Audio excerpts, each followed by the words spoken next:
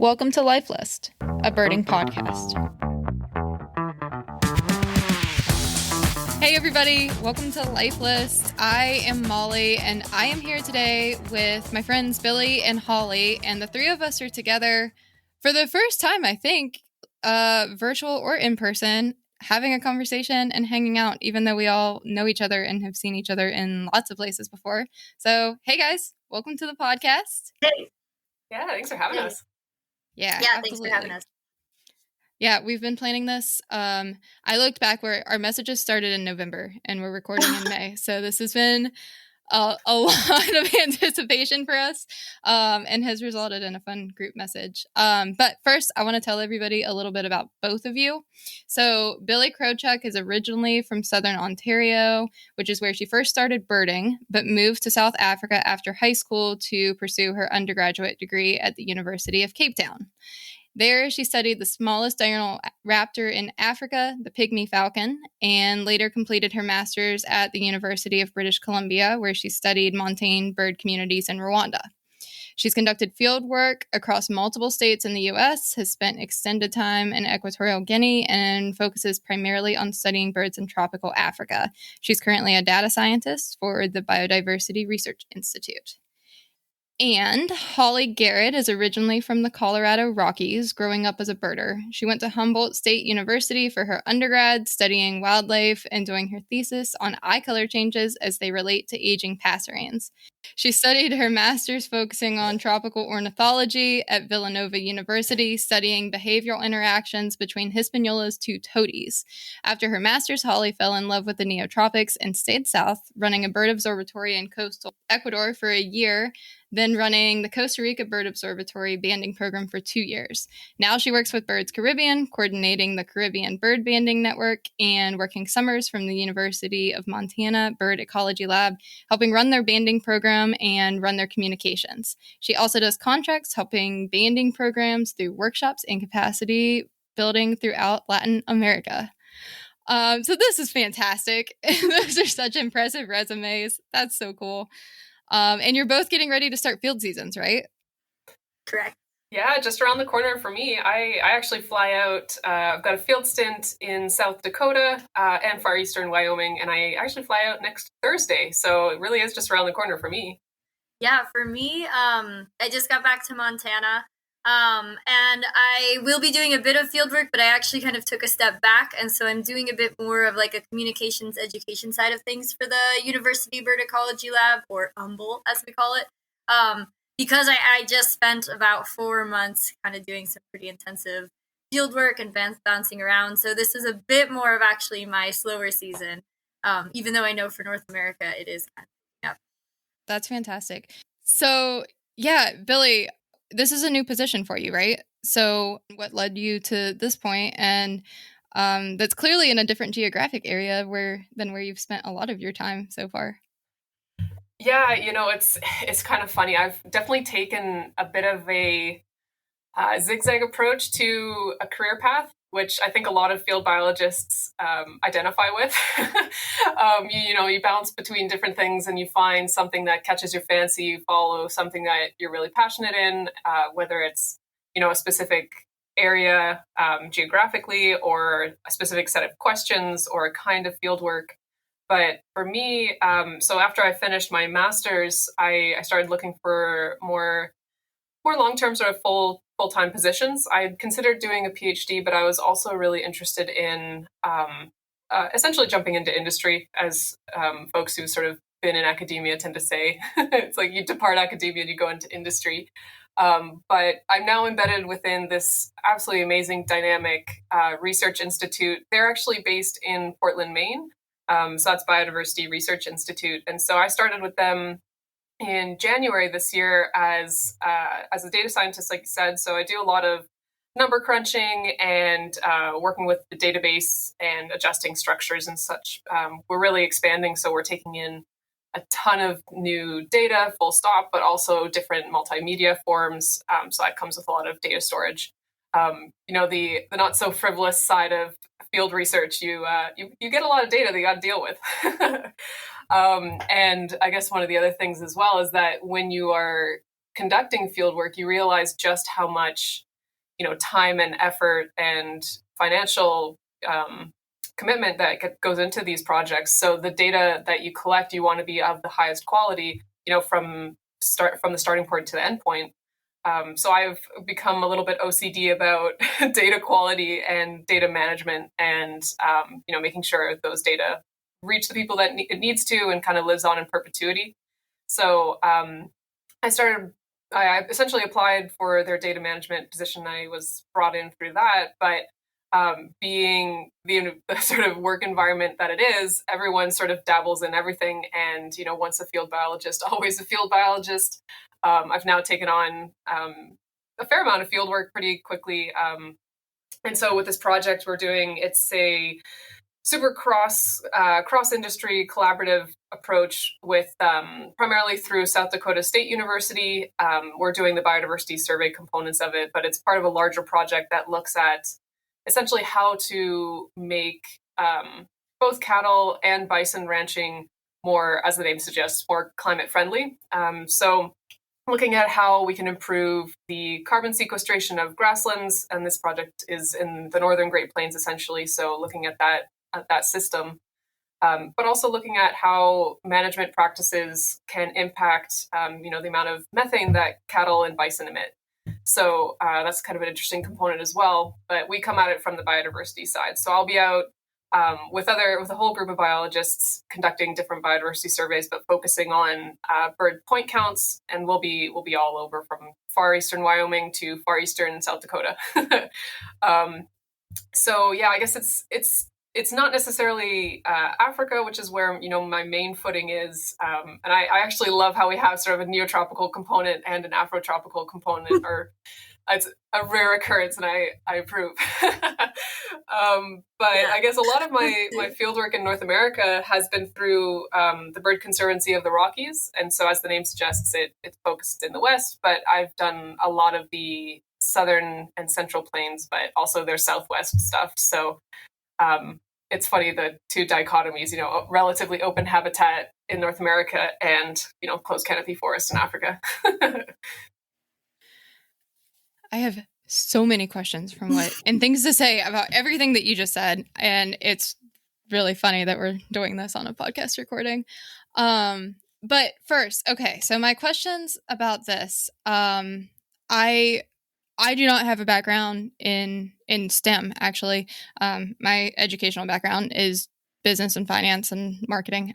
So what I've done for the past 10 years has been working adjacent to a lot of programs that are STEM related and conservation related, but not from that perspective. And my experience as a stakeholder in similar projects has been from either financial side or from carbon sequestration side, which we were just talking about before we started recording, that I did a lot of work with the Forest Foundation on carbon sequestration programs, which most recently was working on reforestation of cattle pastures, actually, which was focused in the Southeast, but was also, we were totally the carbon sequestration viewpoint on that. So we had another organization similar to yours that provided the biodiversity component, and then another organization that was the agricultural component. But it was a really fascinating experience to me to be in a position where I had to be the voice from that one side, which frankly was really hard for me to do. Because you couldn't take it as holistically from like a work perspective. But my first question is, so in your position now, how do you find projects like this that you're working on? I'm curious, are these like clients? Is this just an opportunity that came up? I'm really curious how that happens. Yeah, so that's essentially it. We're a nonprofit, but essentially the services that we provide are from the biodiversity front. We have a bat team, we've got a bird team, a growing marine mammal team. So essentially different agencies, and whether it's a university, whether it's a government agency, an independent company, approaches us to sort of fill some sort of a need that they have with regards to biodiversity. So for instance, we have a fairly extensive wind farm, predominantly offshore wind research team looking at the impact of different placements of wind turbines based on, whether it's marine mammals, whether it's seabirds, whatever it might be, and that's onshore and offshore. And we also have an extended component with collaborators and collaborator is probably the best word, in East Africa and Southern Africa, doing essentially what we're going to be doing in South Dakota and Wyoming. So it was sort of taking the methods that are tried and true. They've got a great team out there. For instance, actually, they're just in the field now. We're getting photos constantly on WhatsApp, which of course is making me quite jealous. But we've got a great team. It's sort of half Maasai and then half of BRI. And so they've done a lot of this carbon sequestration stuff as well, pairing it with biodiversity surveys. So we're applying it in South Dakota and Wyoming. So it's, in terms of the broader scale of BRI, it's so diverse, it'd be hard to, put it in one sentence. We do everything from ecotoxicology in Maine, ecotoxicology in Indonesia, Wow. South America. So it really is all over the place, but folks will approach us to sort of fill that biodiversity need that they have. That's such a cool position. How big is the staff there? Do you know? I'm still learning. I'm still discovering new staff. Not to put you on the spot. No, it's okay. I would try and give a ballpark. I think it's somewhere in the 50 range, but that's really cool. It's super cool. A lot of folks are sort of all over the place, and not everybody's in the office, so to speak. I mean, myself included. I'm based in Northeast Ohio at the moment.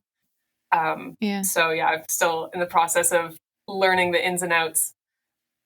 Wow, that's so awesome. That sounds like such a cool position. I imagine there's a ton of contractual work that goes with that too, for all sorts of people that are helping with that. Yeah, definitely. And that was part of, this summer as well, taking on, we have a selection of, we say, full-timers that are going to be coming out and helping us out, but the majority of the team are summer contracts. It's really cool that you have the opportunity to get out in the field too and work remotely. Yeah. And do at least some component of what your title entails. Yeah, exactly. I really do feel fortunate because, as someone who's, tried to figure out their footing in, in the biological sciences, I've essentially determined that I thrive in these sort of dynamic environments that do include a field component. I feel as if something is is missing from my life if I'm not at least spending some time in the field. And I do activities on the side and whatever, but there's just something about field research that I don't know, it just scratches that itch. Yeah, for sure. Yeah, I guess, Holly, that's kind of what you're doing with your position at Birds Caribbean and in Montana, and the field work that you do too. I guess you're kind of getting to the same balance, right? Yeah, no, it actually is very similar because I do a lot of remote work. And what's cool with the remote work is then I will just kind of sometimes just go work from wherever. I just joined, my partner's a guide, so I just hang out with him in Colombia for a couple of weeks. And I was like, well, I can still coordinate things from here. So it's pretty cool to just be able to do that. And then, but then a lot of our field work, is more in the winter months. So now is kind of more of the off season for the Birds Caribbean stuff, right? Because a lot of it does really focus, and a lot of our funding comes from North America, from U.S. government, to protect neotropical migratory birds. And so if all of the birds have returned to North America, then our summers are kind of more of our slow season when we start to kind of plan, okay, well, what do we want to do for our winter? And of course, we really do want to also incorporate a lot of whatever we can with Caribbean birds as well, with resident birds. But since all the funding kind of comes from migratory birds, kind of wrap them in where we can. So, but yeah, and then I always, of course, I'm very similar where it's oh, well, now I'm in Montana, so I might as well find another field project I can help out with. And that's why I ended up with the University of Montana as well. So. Yeah, and that's a seasonal position, right? Yeah, it's seasonal. I kind of do some remote work for them in their off season in the winter. So I'll kind of help still run their social media. That makes sense. Yeah. So I guess you've both done a lot of seasonal work to get to this position, right? I mean, it sounds like things are going great for both of you. You're both at the points where you want to be, which is really exciting. But I imagine that has not always been the case. Yeah, definitely. It's been a lot of Yeah. work. Yeah, it's a long time coming. Yeah. I think a lot of folks who, we're both birders. All three of us are birders, but from our perspective, Yeah. it's just the glamour of thinking, oh, I can get paid to go birding. In whatever form that looks like, is always a big draw. And it's like, oh, I should. And if you choose to go the academic route and get your BSc or whatever else, and that's not necessarily the only option, but you kind of get sucked into these seasonal positions in a good way, because it helps you build those skills. And basically, I paid off my student loans by doing seasonal work. So definitely been embedded in the seasonal world for a very long time. Yeah. Well, how did that happen for both of you getting started in this? Did you have an interest in birds first or come into it from like a scientific perspective? For me, I definitely, I grew up as a birder. And so, yeah, it was definitely very similar where, I kind of, when I was growing up and I was like kind of starting to get involved with just like any sort of fieldwork I could, like whether it was like reading bird surveys or I would help like Ducks Unlimited and Canada Geese in Denver. Just and like it just all sorts of random stuff. And then I found Humboldt as like a really great school that has like a more bird focused for wildlife program. So I was kind of drawn there. And then from there, I just was kind of doing all sorts of like different wildlife jobs. I definitely, but it's very like, it was similar to what Billy was saying. Like I got into it from this, like I loved birding. And then I was like, well, how can I get paid to keep birding? And so then that's where, I was like, okay. So I was like, my first jobs were a lot of like point count work, a lot of like living in your car, doing point count surveys. But then you just get taken to these like beautiful remote corners of the Western US where you're like, oh, I'm on like BLM land that probably nobody ever goes to.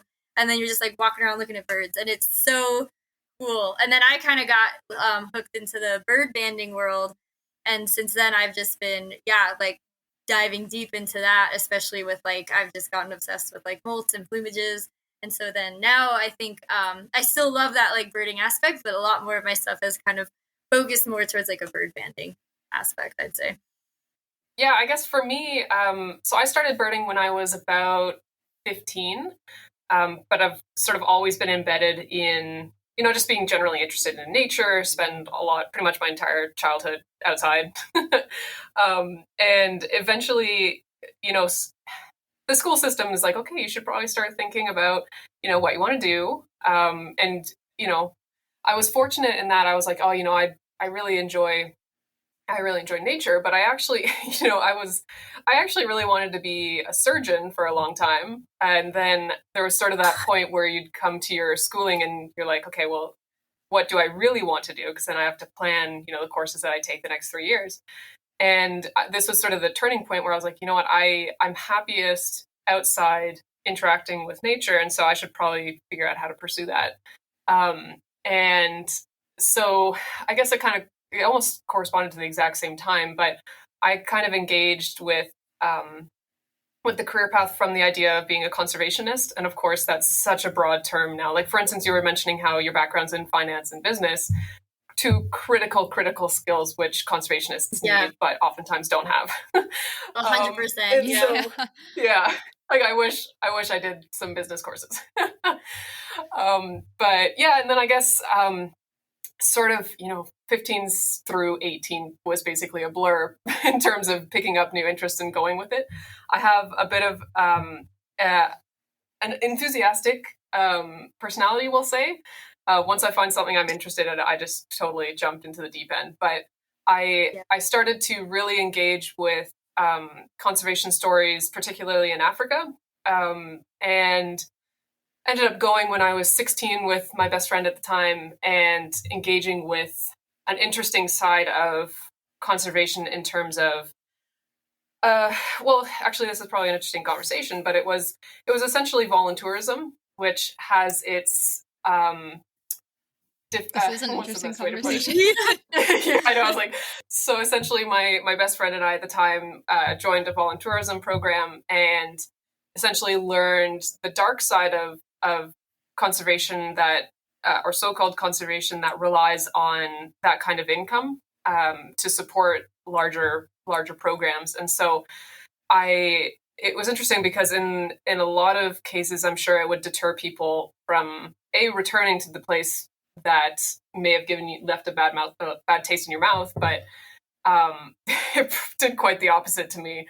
I think I became, starkly aware of the reality and the complexity of conservation in the real world, and how it intertwines with culture, with history, with every little bit in between. So it's not just the natural history side of things, and that's something that I've really, found super interesting to engage with going forward. And I think Holly also experienced something super similar, just seeing it through your social media posts and how you incorporate, how do you basically insert yourself into a place where you might not have grown up, but you feel really passionately about. And so I ended up, my partner at the time, who I'm now married to, ended up being like, well, you're passionate about African birds. And I was like, yeah, I could maybe do a semester abroad. And he had gone to the university, which I eventually went to, and he had said, it's not, a semester abroad is great, and I do not, if you want to do one, I fully support that. You get significantly more if you decide just to go and spend it the full time. So he's like, why don't you just, apply, go, see what happens. And so I eventually went to the University of Cape Town, which essentially has for North American listeners, the African equivalent of Cornell. And so I was like, well, this is perfect. I'll embed myself among, some of the best ornithologists on the continent. And it was sort of a slippery slope from there. Wow. I do have a very similar story, because that was definitely how I kind of got involved in the neotropics. Whereas one of the first jobs I took was, it was like a volunteer gig working for a graduate student from Cornell on his spaniel and woodpeckers. And that was kind of like my first time going abroad. But it was very similar too, where like we were all paying money to be there. We were all paying money essentially for like this guy to eat.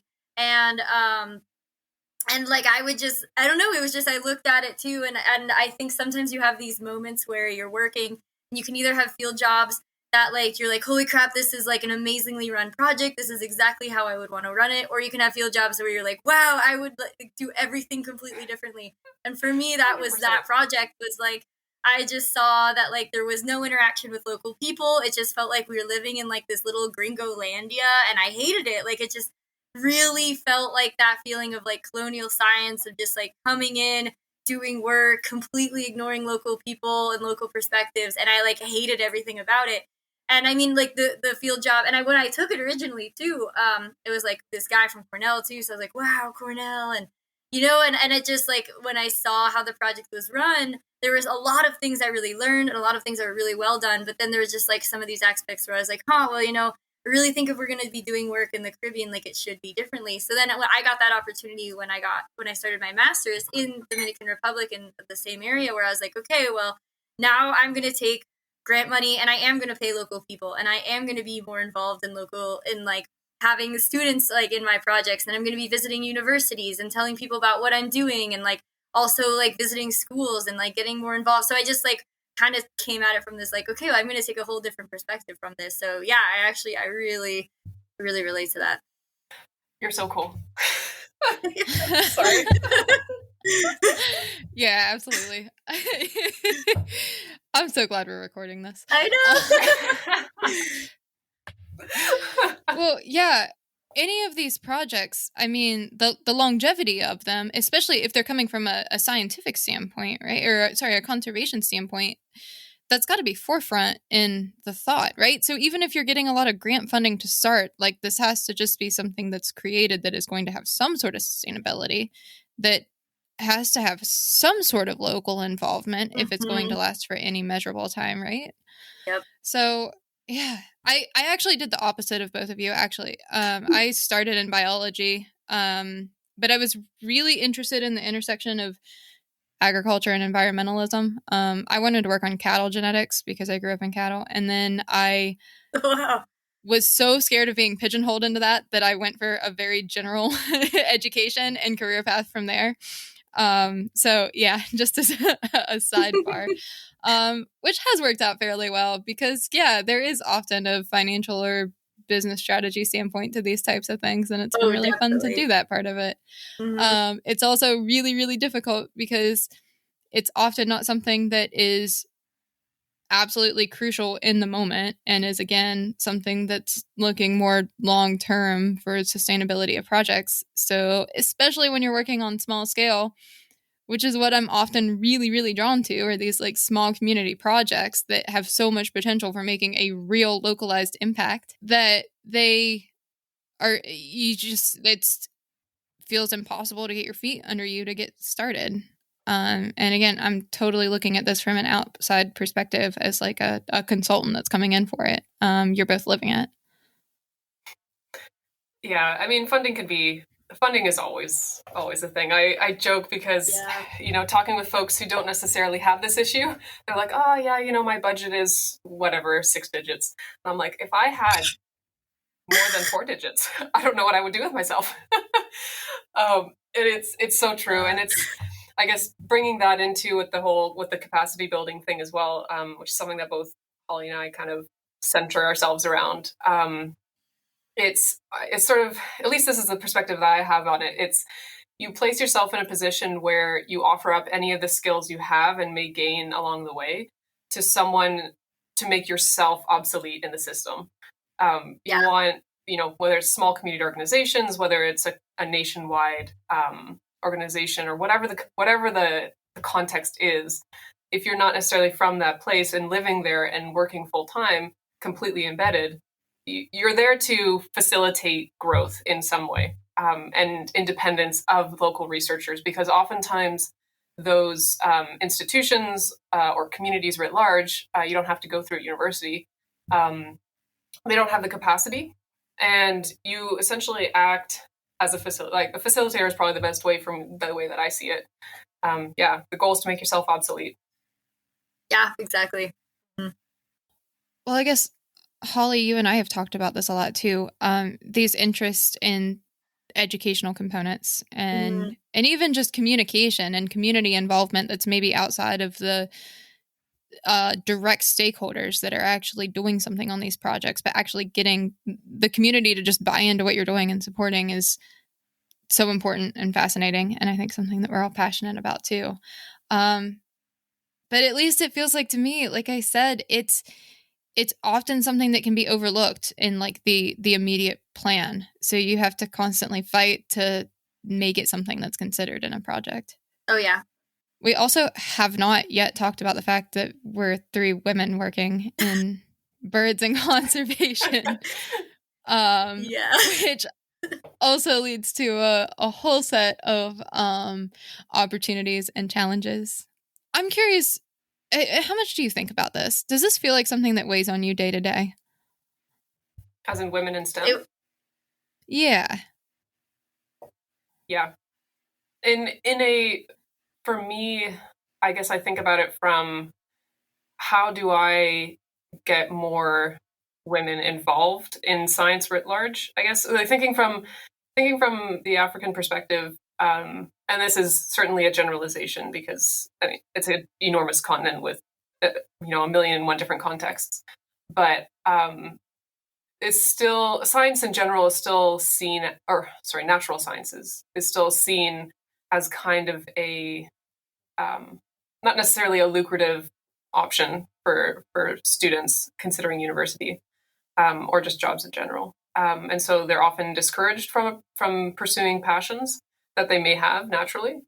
And it's even perhaps more so for women, because in a lot of communities, and whether these communities have been patriarchal since day one is generally not always consistent, hashtag colonialism. But oftentimes women are less likely to enter into these positions, oftentimes for very real perceptions of risk.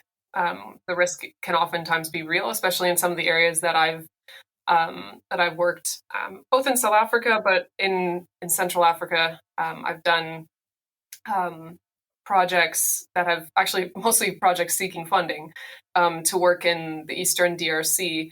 And I'd be remiss not to mention that some of the best, most incredibly biodiverse and endemic rich parts of the continent are currently still in an ongoing war, and oftentimes women are victimized. And in environments where field biology and field research happens, which tends to be in more naturalized spaces, not always. There's, of course, a huge realm of urban ecology and urban biology studies, but oftentimes it's in remote settings. And that's oftentimes a risky space for women in particular, not just women who are people who present as women, but it's a real risk. And so I've tried to see about embedding myself in teams who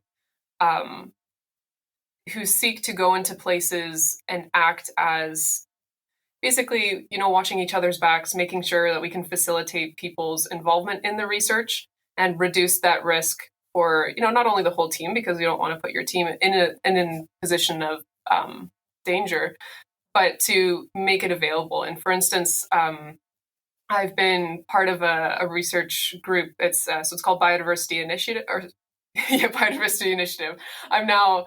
There's so many different acronyms in my brain, but they've been just absolutely incredible at centering women and making sure women from, whether it's North America, Europe, or Equatorial Guinea in particular, where we've been working, or Cameroon, making sure that they have central roles in our team year in and year out, which is another, like you were saying, another important thing for longevity.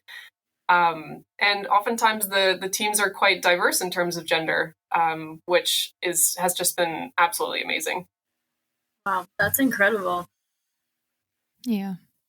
Something I think about a lot too is it's like not only about like being a woman in the field, but also, I don't know, like also being like feminine or feminine presenting, and like how do you still hold on to these things while still kind of like coming across as this like badass field biologist. And I feel like especially what I've noticed in Latin America is like there's so many women who there is this more of like, like women are more sexualized, and you have more of this like women have this more like feminine presence.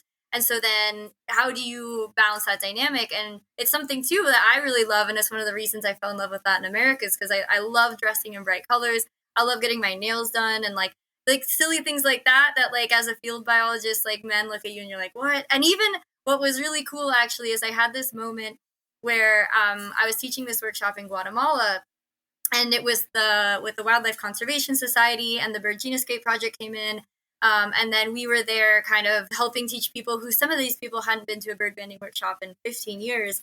And so we were there to not only kind of like bring in some modern techniques, but then also bring in there's like a bird banding certification you can do that is very North American centric. And so we were hoping to use this workshop to see like, well, how can we start making it more, I like to say tropicalizing it, or because there's a tropicalizar, so that's that was one of the things we were working on. And I had just gotten my nails done because I don't know, I just like love to do that. And so I had these like acrylic nails with blue tips.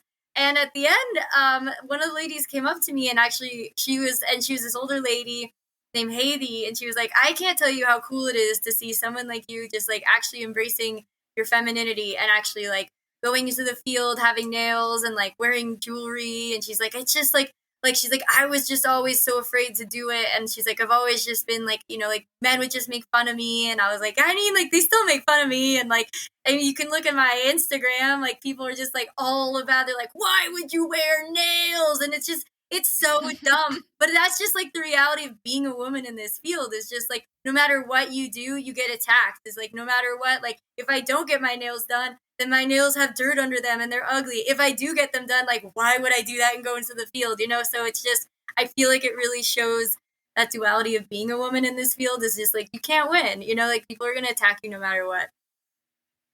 So that's just like another perspective on it. Yeah. I think it's a great perspective. And I think that the take home message as well is there's no one way to appear as a biologist. We look like all sorts of different things, just as diverse as the animals that we study. Yes. And I also think it's kind of funny, for folks who might not know us or be aware of, our content and whatever, and you can't see our videos necessarily, but the way in which Holly dresses versus how I dress matches our study groups perfectly, because African birds are all sorts of shades of brown and green, which is basically what I live in. And South American birds, as most people know, are absolutely beautifully colorful. for the most part. Which is my palette. Yeah. But I think it's awesome. And even just like as I've been working more in the Caribbean and getting to know Caribbean biologists too, like it's just like one thing I love is like so many of these women are just like, they're like, this is who I am. And like, I'm still getting my, like one of the women I absolutely love is this lady, Shauna, who is on Antigua. And she's a biologist that does a lot of work on redonda and recovering things. And like, she just always has her nails done. Like she looks absolutely fantastic. And then she's like going out doing this badass work, like restoring a whole island. And so it's just, yeah, I guess it's just so cool. Like, I just love seeing that. And seeing women be who they want to be and not just who, like, they think they're supposed to be. Yeah. I absolutely feel that from my experience in Central and South America, too, particularly with bird guides, which I'm in Colombia, especially, where I spend a decent amount of time now. It's so amazing to me how many women I've met in birding, and also that there is not nearly the distinction that I feel in the US between scientific study and recreational birding. It feels so much more blended. Mm-hmm. I really get and I would that say too. in Africa too.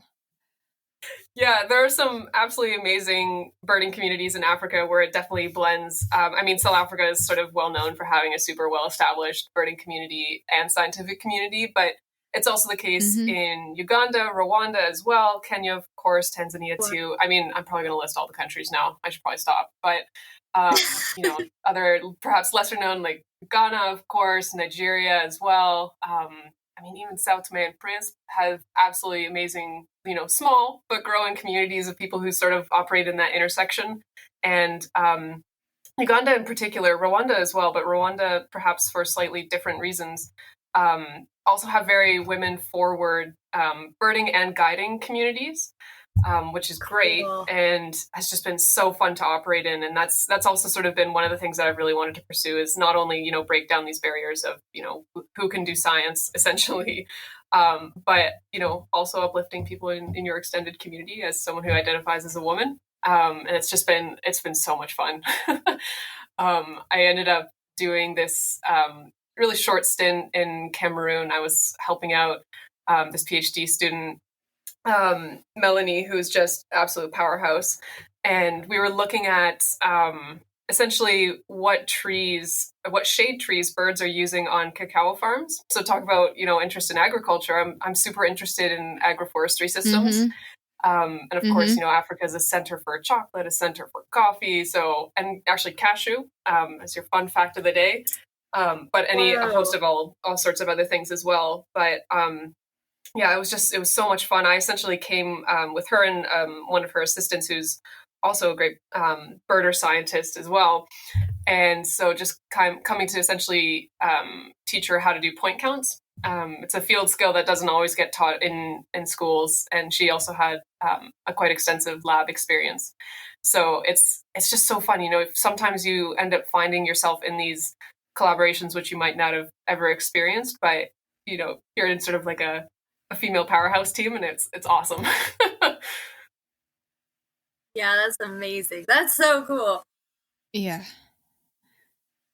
I had this whole conversation the other day about how, and realizing that probably my most fun, frankly, and also what I feel like are my most successful guiding experiences are always when I'm with another woman. And it's just a totally different dynamic. I haven't done any women's only groups, but I've done multiple women led groups now, and it's really absolutely fantastic.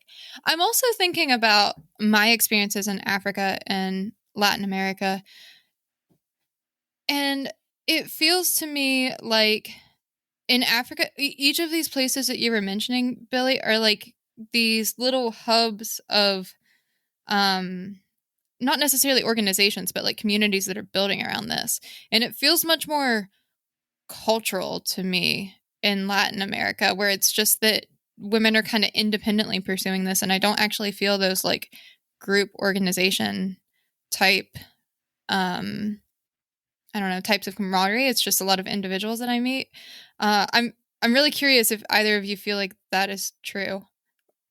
I think it depends on the country in Latin America. Like, I think in somewhere like, oh, sorry, now the bird's going. All right, she's staying in. Yeah. Adds to the counts. Yeah. I've noticed like in Costa Rica, where you have a country that's like very much there's just way more of a birding culture with just how much ecotourism there is. There actually is like a really cool group of women birders called the Jacanas. And they're fantastic. And it's so cool because like I've met a couple other women birders lately. And we just did this like global big day competition where we were doing a bit of a fundraiser for Birds Caribbean. So I was like, okay, like how can my team get the most species? And I was like, I need to hit up my Costa Rica friends. And then they were like, and I was talking to a friend of mine. I was like, hey, you want to join? She's like, oh yeah, I'll tell the Chicanas. And I was like, oh, you're part of the Chicanas too. Like, so it's cool. Like, I think a lot of women are a part of it, and at least that. So it's really cool to see that in Costa Rica. But then if you contrast that to a country like Dominican Republic, where you really don't have like even still like the birding culture is like just starting. Like, it was really cool to see actually a lot of people go out for Global Big Day. But what you have is a lot more of like a photographer culture. And you just tend to see it's a lot more guys doing it. Like, there are still some like really badass women in Dominican Republic that are like leading some conservation efforts, but you don't really see like women birders either. So I think for me, what I've noticed is it really depends on the country and like how much of a birding presence there is in that country. And yeah. Yeah, that absolutely makes sense. Yeah, pretty much copy paste the same answer for Africa. It's all each place is a little bit different in terms of its history too.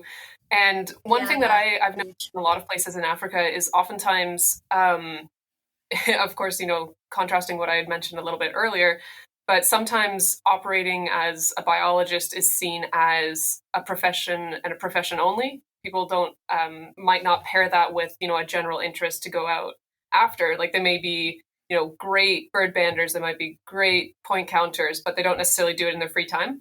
And that's not always the case. It's sometimes from a person to person basis, but I think Uganda is actually one of the best examples, just of good core groups of women getting together and going out and going birding. And whether there also, a lot of them are and tend to be guides as well, and they have a great system in place there to support that sort of transition.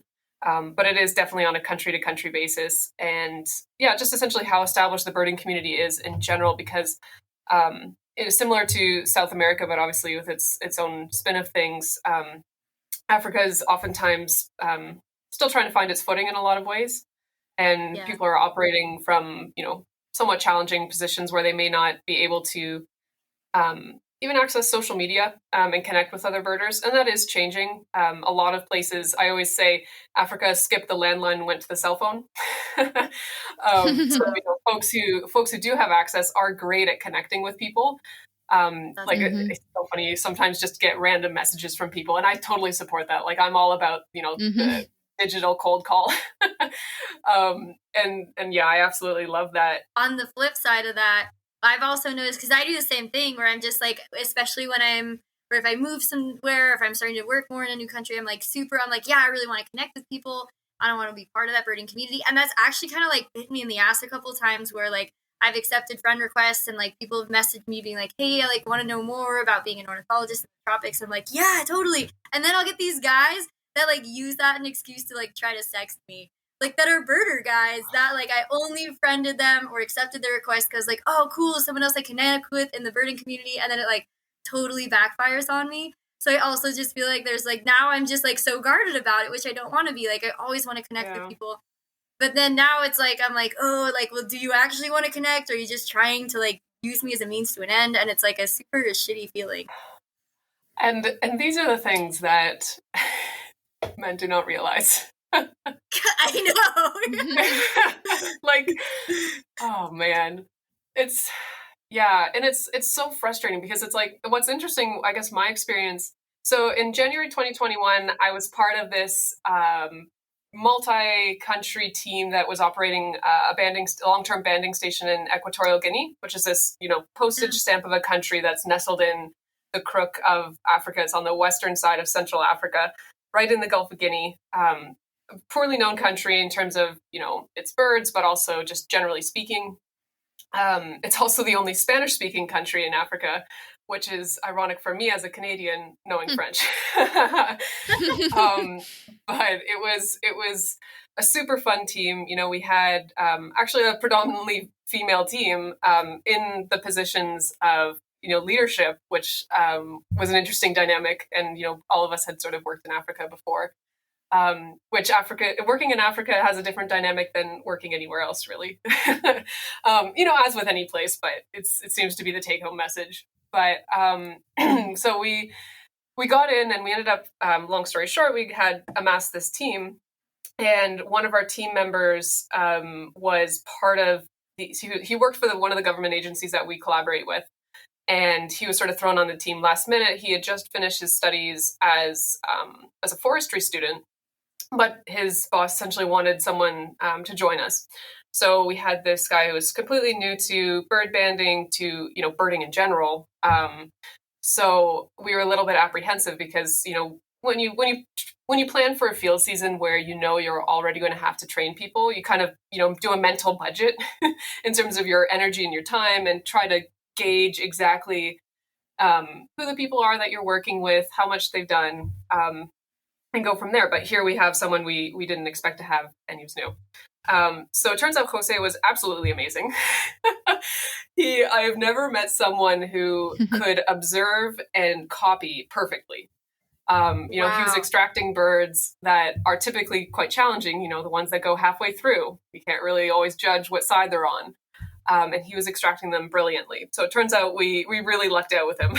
Great person to have on the team as well, because half of field work is, doing the biological work, but the other half are social dynamics with the team that you're with, especially if you're working in remote areas that, 80 to 90% humidity, your people are going to get cranky at some point.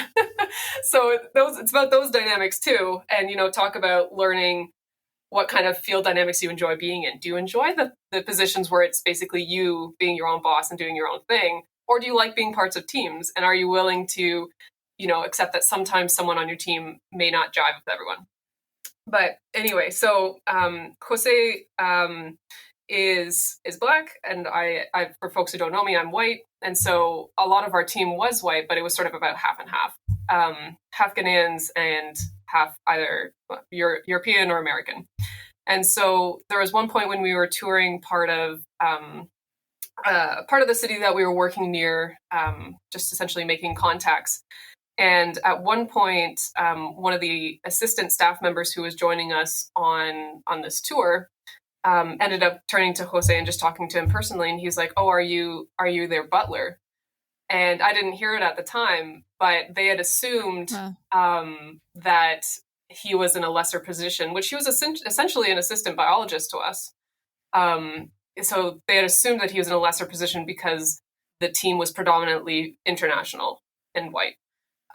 Whereas, another sort of interesting turn is that they never second guessed necessarily my authority or my co-lead's authority. And she's Brazilian, but she presents quite white. She's white passing. And so they never questioned that, even despite the fact that we're women. So there's this interesting dynamic when working in places where race dynamics and the history of relationships between predominantly white nations and predominantly Black nations, you have to operate mindfully. And I ended up taking him aside and saying, I didn't hear this happen, but you're allowed to, you can say what you are and what your role is. You might have joined us last minute. And of course, the poor guy had just joined us like 3 days later or prior to this. I was like, you're working as a biologist right now, and you can say that. So it is interesting because, you're working as a woman, you're working as a person of color, what dynamics do you have because of that? So it can be really challenging. Yeah, I actually had a very similar experience in Trinidad recently too, where I went, some friends of mine have just started the Trinidad and Tobago Bird Observatory, which I'm super stoked on and super stoked that they're doing it. So I went down to help them out, and then of course it timed out I could check out Carnival too. And so while I was there, I was like, let's just do a mini banding workshop, let's invite some people up. And so they did, and right before some of the people were showing up, it was kind of me and Giselle and Davika were the two ladies who really started it, and then Giselle's partner Shay as well.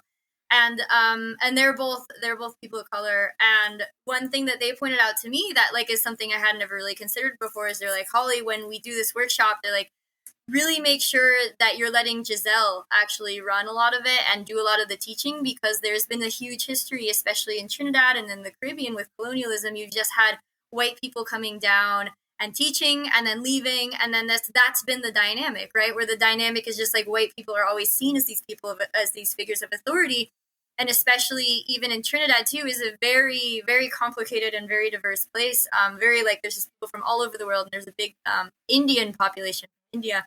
And so that was one thing she really pointed out to me. She's like, watch the way that when you speak, how people respond, and watch as like when Giselle speaks, how people respond. And you could see a difference. Like there would even be sometimes I would notice where like if I would say something and I would just be, and I really did try to like, I really wanted her to like really run the whole workshop. But if I would just kind of like chime in to be like people, all their attention would like, it would be like maybe they were kind of falling asleep.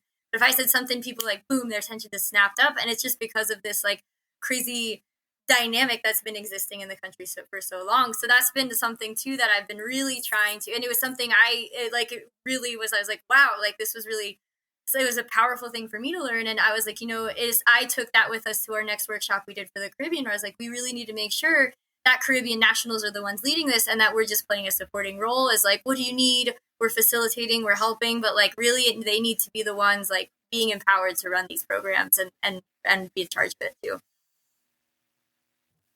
Yeah, 100%. Also experienced a similar thing in Equatorial Guinea. What we tried to do was sort of host essentially a class for the local university, which is just starting up. And I wasn't here this past season, but during this previous season, there's been two essentially since I went.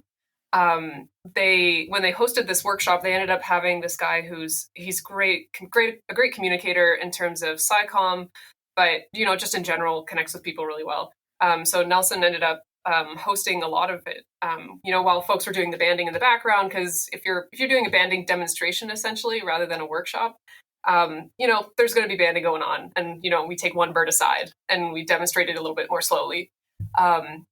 But yeah, Nelson, who's a Ghanaian, he just absolutely crushed it. He was just awesome at it. And that was the interesting thing too, because I think there's a case where you may divert attention by inadvertently diverting attention just by virtue of who you are. But it's when someone connects with someone they identify with as well, that especially young people, it's been so cool, because like you'll see students' eyes just be like, I can see myself in that role, and I also see someone demonstrating that I can essentially make a living doing that as well, which is super cool. It's super validating for people who may have been told their whole life that this isn't an option, or if you do this you will not have a comfortable life, which I don't think any biologist, well, that's not true. A lot of biologists don't make a lot of money, but they fill in the gaps with passion. So you have to sort of see it as a balancing act. And I think a lot of times in communities where, poverty is a reality, being able to make enough money to support yourself and uplift your entire family is really important. And so seeing a job in the biological sciences as a viable option is becoming transformative. And there are some just absolutely incredible thinkers and appliers, particularly in Africa, just because I know it's the exact same in South and Central America too, in the Caribbean. Like it's across the world. There are little pockets, and we might not always hear about them, but people are just doing absolutely awesome stuff. Yeah. That's really cool. Yeah. Okay. So these are my thoughts as we're wrapping up. We generally keep these to about an hour. Okay. You both are involved and adjacent to ecotourism in a lot of ways too. And I am really curious to hear if you feel like there is a lot of potential for ecotourism to support these types of conservation efforts. And if you have any examples of that where it's working really well right now. I think actually, well, one example I can think of, like first what I would say is that like I definitely think there's a ton of potential for ecotourism to be adjacent to conservation, especially because like with ecotourism And like with some of these bird tours, like a lot of them have a fairly high price tag. But I think when people can actually see that some portion of that money goes back into a conservation effort, it almost makes them more willing to like start to pay like even a little bit more, knowing that they're like contributing to conservation and to something that will hopefully be more long lasting. I honestly think one of the best examples was that the birding co-op trip that we did, where we lined that up with the bird banding that I've been helping run with with OSA Birds, where the idea was that we brought a group of people down, had a tour, went to the Osa Peninsula of Costa Rica, right? One of the most biodiverse places in the world, absolutely incredible. And then got to bring people to a banding station. And I actually like that even better than trying to like teach banding workshops, because you're just like showing people banding, and people are getting to see these amazing Costa Rican birds up close. And what's so cool about bird banding, like I'm sure you know too, Billy, is like it's just like you never know what you're gonna catch, especially in the tropics. And there might be some birds that like you're never gonna see, but then it's like boom, they fall on your net, and then you're like, well, check this out. And so it's like it gives people this amazing opportunity to just like view these birds in a way they otherwise wouldn't be able to. And then it's like they also feel like, wow, cool. Like not only did I get to like see conservation, did I get to like actually see field work in action, and like all that project was all run with Costa Rican banders, and I'm just kind of like the trainer, like helping supervise, but they're really just like the ones that are doing the extracting, doing the banding. I'm just helping them each birds. And so I feel like for people to actually see a project like that is really cool. So honestly, I feel like the more ecotourism can be conservation adjacent, it can both help fund the critically underfunded world that is conservation, and it can actually like give people this insight into like, well, like what else is like happening to actually protect the world, you know? Yeah, 100%. And I guess the classic ecotourism to conservation link is, accessing oftentimes community-led conservation areas as well, which might be quite remote and oftentimes quite, brilliant habitat, because they might have been protected for religious or cultural reasons, which was like a no-go zone for everything. So oftentimes there's some of the best patches of habitat in the area.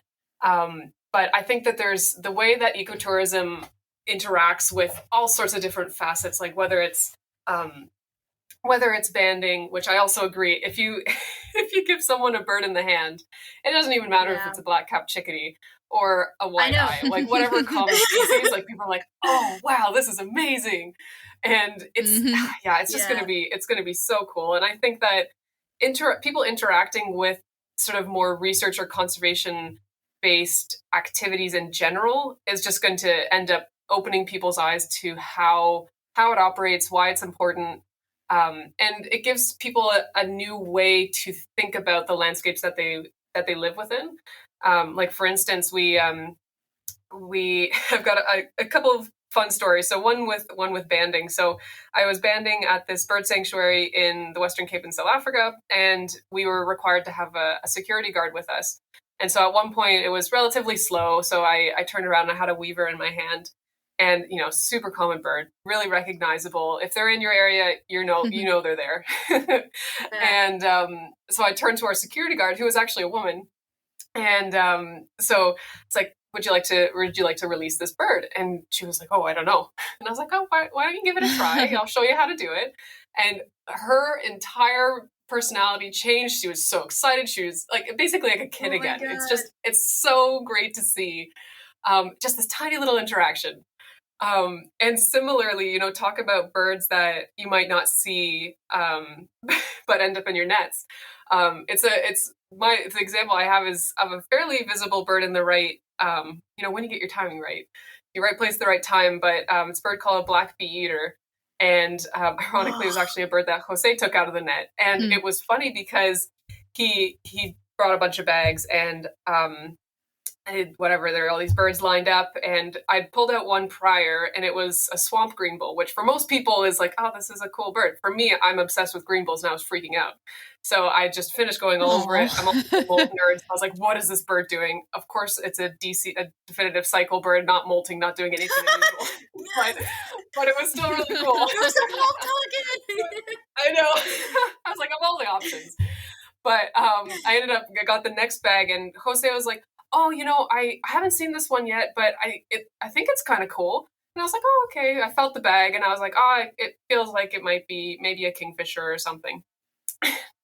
I stick my hand in even further, like the way in which that you get a bird out of the bag, and I'm like, pretty sure this isn't what I thought it was.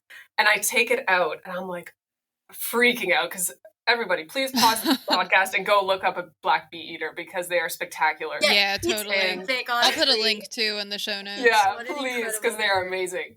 Yes. They can be quite visible in the right area, but their habitats or their range is restricted, and they're also in areas that aren't necessarily as frequently accessed by birders. But for folks there, they're recognizable. And so after I'd finished processing this bird, someone who acts as a hunter in the area, because it's essentially public land, and so he's still he's doing subsistence hunting still. We can get into bushmeat, but there's a difference between subsistence hunting and hunting for export. So he was hunting for subsistence, and he'd come through, and we knew the guy. He was super friendly. He watches out for us because there are more people moving in and out of the forest. He's like, no, I want to make sure you guys are good. So I was like, would you like to release the bird? And he just looked at me. He's like, really? And so it was just super cool seeing someone who knows the forest better than anyone get to interact with this bird who is a denizen of the forest he lives in, and get to release it. It was, it's just, those little interactions are really nice. So whether it's through ecotourism or, conservation adjacent interactions, I don't know, it's just embedding people in that more and more. And that's why I love, also bumping into people when I'm doing point counts. As much as it can be frustrating because you got to restart the point, it's great to be like, oh yeah, because people are like, oh, what are you hearing and this, that, and the other thing. And I was like, actually, there's maybe it's the case where it's like, there's a really interesting bird. And this happened to me when I was listening to this chorus of actually chestnut-collared longspurs, which are just absolutely great birds. And I'm super excited to be back in their breeding range. But I was like, hey, you know what?